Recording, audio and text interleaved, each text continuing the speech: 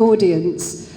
So I'm just going to invite a few questions. If anyone has got a burning question they'd like to ask Louis, here's your opportunity. Or even one that's not burning.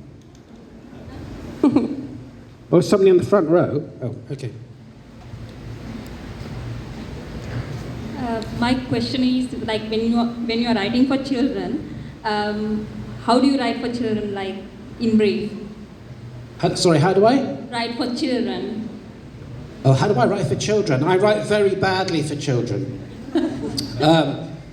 I've written 3 children's books, and looking back on them now, I feel that the language is a little bit too complicated. And so they've mainly been read by adults. I wrote one called Red Dog. That was the first one. I was in Western Australia, and I found a bronze statue of a dog on the side of the road. So I stopped and looked at it, and it said Red Dog, erected by his friends in 1979. I thought, oh, here's a children's book. And I found out that this was a dog who used to hitchhike all the way around Western Australia. It didn't belong to anybody. It belonged to everybody. It was even a member of the Miners' Union. And it had lots of wonderful adventures.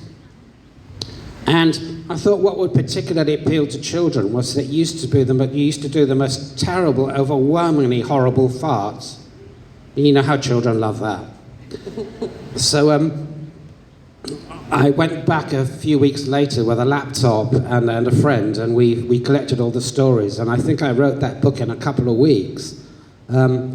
And it eventually became the second most successful Australian film after Crocodile Dundee. People don't know this because it didn't have any Hollywood stars in it, so it didn't get into international distribution. But in Australia, it was a huge success, so I'm very pleased about that. Then, not long after, the man who made the film decided to make another film about the same dog, about when the dog had been a puppy. And he gave me the film script and said, can you turn that into a novel? So I did. And I think that's got one of my best passages in it that I've ever written. And I wrote yet another children's book about a dog called Station Jim. I found a taxidermised dog, a stuffed dog, in the railway station at Slough near Windsor. And there was a little dog in a glass case with a collection box around his neck, which said Railway Widows and Orphans Fund. And I discovered that in the old days of steam, while the train was stopped taking on water and coal, they would send a little dog through the carriages to collect money off the passengers for the Railway Widows and Orphans Fund. I mean, an awful lot of railway men got killed back in those days because of accidents. And I thought, and the thing about this dog was that its most famous exploit was collecting a gold sovereign off King Edward VII. Which was such an important achievement that after that it went into retirement. Anyway, so I wrote about this dog, and when my daughter Sophie was about 8, she tried to read Red Dog, and she said to me, Daddy, there are too many words. And I thought, actually, she's right. But now that when she got to the age of 15, she tried to read it again, and she sent me a little fan email saying, Daddy, I'm so proud of you. Which is very sweet, but I was thinking that it was for 10-year-olds, you know? So the answer to your question is, I write for children very badly, but quite well for adults. And we've got a question right in the front here.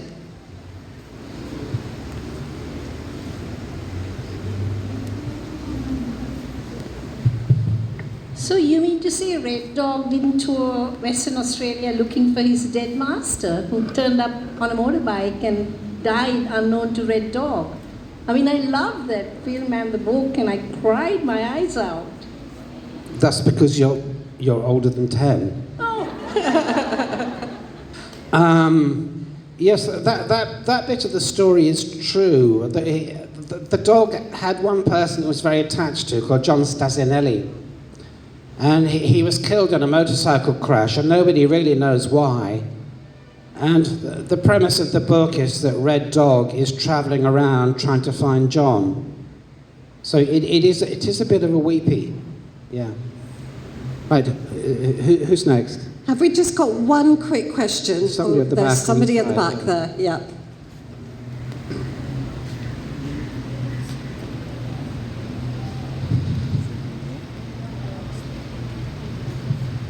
Hi, Louis. Thank you very much for your time today. Really appreciate it.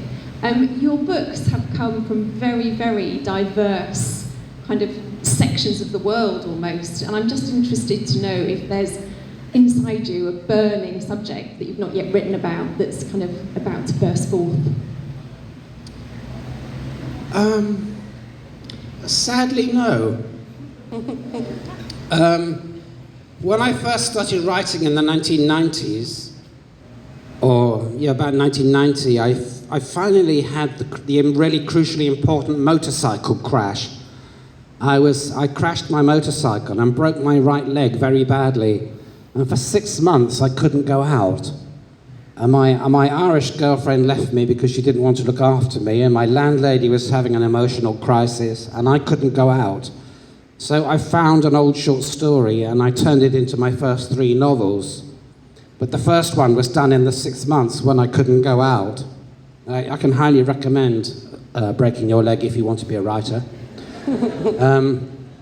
But from very early on, I sort of knew what books I wanted to write. It was all planned out ahead. And of course, at that age, my future seemed pretty much infinite. But I knew, for example, that I wanted to write a family saga, which I finally did. I knew I wanted to have a damn good stab at War and Peace, with Captain Cruddas Mandolin and Birds Without Wings. And I've done all that. And I've done some extra things as well. Like, I never expected to write Red Dog or Blue Dog or Station Jim when I set out. So I've done actually more than I planned to do.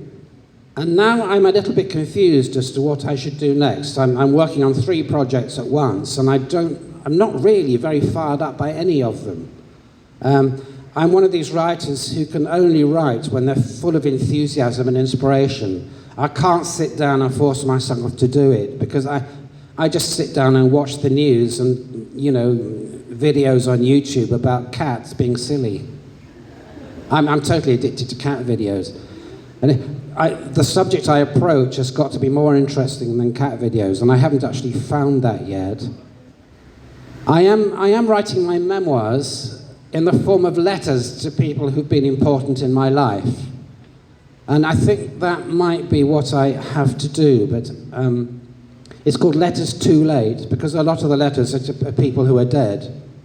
But I thought it's a much more interesting way of doing an autobiography than just saying, I did this, then I did that, and then this happened. I didn't want to narrate it like that.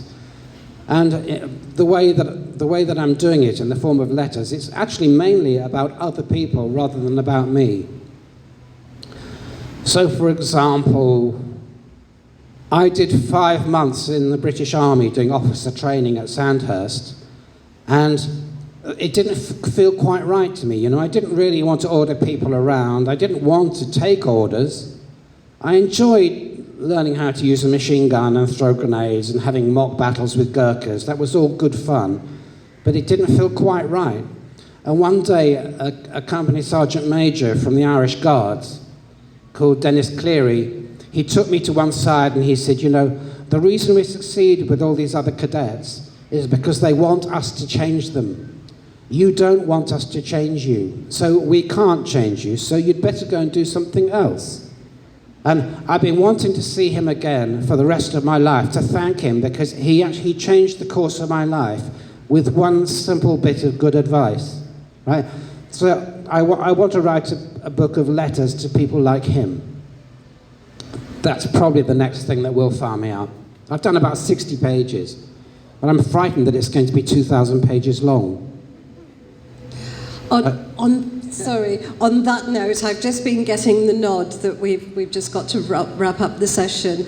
But thank you so much. You've been a wonderful audience. And thank you, Louis Debenier. And thank you for being in Sri Lanka. And I will be signing books outside. Thank you very much. Thank you.